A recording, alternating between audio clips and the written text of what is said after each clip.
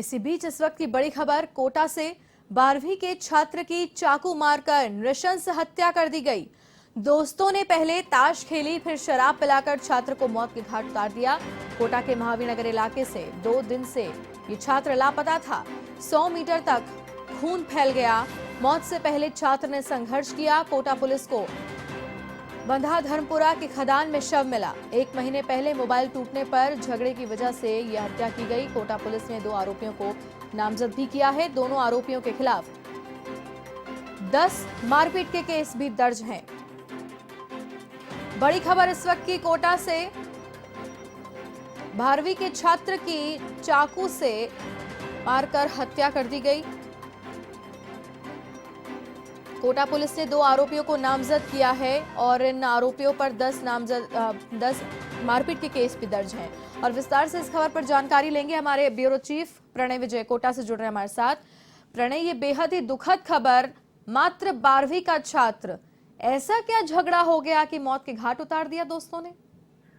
जी भारती, ये बड़ी दर्दनाक घटना हुई है। जो मृतक है वो इकलौता बच्चा था अपने पेरेंट्स का, निगम कर्मचारी थे उसके पिताजी।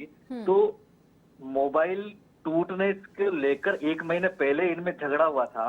जो बातें पुलिस से सामने आई हैं, जो आरोपी गिरफ्तार किए हैं, उनसे जो सामने आई है कि राजकुमार की हत्या का कारण फिलहाल साफ नहीं हो सका है, लेकिन करीब 1 महीने पहले राजकुमार के हाथ से पड़ोसी युवक का मोबाइल गिरकर टूट गया था।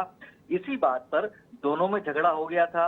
इस बात का परिजनों को भी पता थी, लेकिन परिजनों ने पड़ोसियों से और दोस्तों की आपस में सुलह करा दी, क्योंकि छोटा मामला था। लेकिन ये मामला धीरे धीरे इतना बड़ा हो गया कि उन दोनों दोस्तों ने, जो केशवपुरा कोटा का निवासी था राजकुमार शर्मा, 17 वर्षीय बच्चा था, उसको जंगल में ले जाकर पहले तो उन्होंने ताश खेली, उसके बाद में उसे शराब पिलाई और फिर चाकू से लगातार गोद कर उसकी हत्या कर दी। 2 दिन से वो लापता था युवक। नशे हत्या के बाद का जो कारण है वो अभी पूरी तरीके से स्पष्ट नहीं हो पाए हैं, लेकिन फिलहाल जो चीजें सामने आई है, दोनों आरोपी गिरफ्तार किए हैं। इन दोनों पर पहले से मारपीट के 10 केस दर्ज हैं।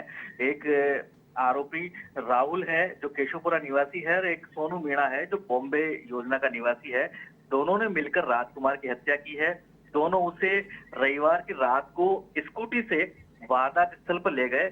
ये इलाका काफी अंदर है, जहां आम लोगों का आना जाना काफी कम है, इसलिए हत्या का पता मंगलवार को लगा। 2 दिन तक युवक लापता था। महावीर नगर थाने में उसके पेरेंट्स ने गुमशुदगी की शिकायत दर्ज कराई थी कि राजकुमार अपने परिजनों के साथ रविवार को केशवराय पाटन से घूमकर लौटा था और करीब दोपहर 4 बजे के करीब वो घर से निकला और उसके बाद से वापस नहीं लौटा। तो जो फिलहाल मामला है वो यही है कि जो घटना स्थल है वहां पर शराब की बोतलें और टूटे हुए ढक्कन मिले हैं, और जो संघर्ष हुआ है घटना स्थल के आसपास, जो शराब की बोतल और ढक्कन मिले हैं, उसके बाद 300-400 मीटर तक खून के धब्बे मिले हैं। संभवतः हत्या से पहले राजकुमार ने बचने के लिए इधर उधर भागा होगा। बचने के लिए जो संघर्ष किया उसमें राजकुमार के कुल्हे, हाथ पर कट लगा हुआ था, खून निकला हुआ था, और शव जो मिला पुलिस को वो 1 दिन पुराना था। तो ये आपसी झगड़े की बात अभी फिलहाल पुलिस बता रही है, लेकिन जांच की जा रही है कि आखिरकार ऐसी क्या घटनाक्रम रहा होगा जिस वजह से युवक की नशस हत्या कर दी गई है चाकुओं से गोदकर।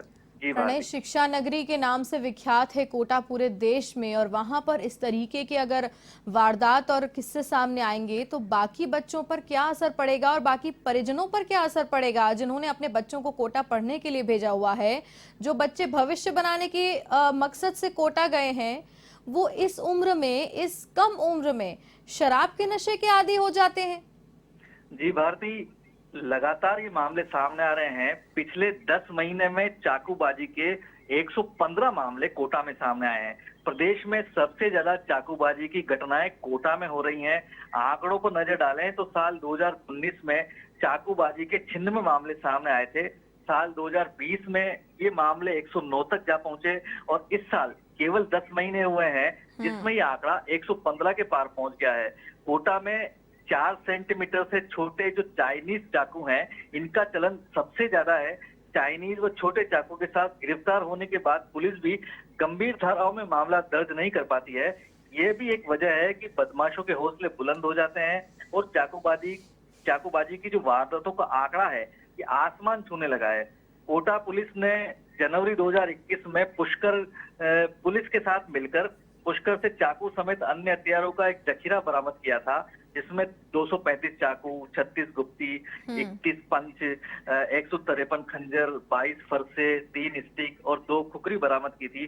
पुलिस तो खैर लगातार कार्रवाई कर रही है, लेकिन जो इस तरह की जो घटनाएं अचानक हो जाती है तो ये भी पुलिस के लिए कहीं न कहीं मुश्किल का सबब है और लगातार पुलिस को भी आवश्यकता है इस बात की कि चाकूबाजी की घटनाएं कम हो, इसके लिए प्रयास करें। तो कोटा के जो एसपी हैं डॉक्टर विकास पाठक, वो लगातार जोर डाल रहे हैं हर थाना अधिकारी के ऊपर, लगातार मीटिंग्स ले रहे हैं। क्राइम मीटिंग्स में इस बात पर जोर दिया जा रहा है कि चाकूबाजी और अपराध की घटनाएं कोटा में कम हो, पर ये आकस्मिक घटनाएं हैं जो लगातार बढ़ रही है।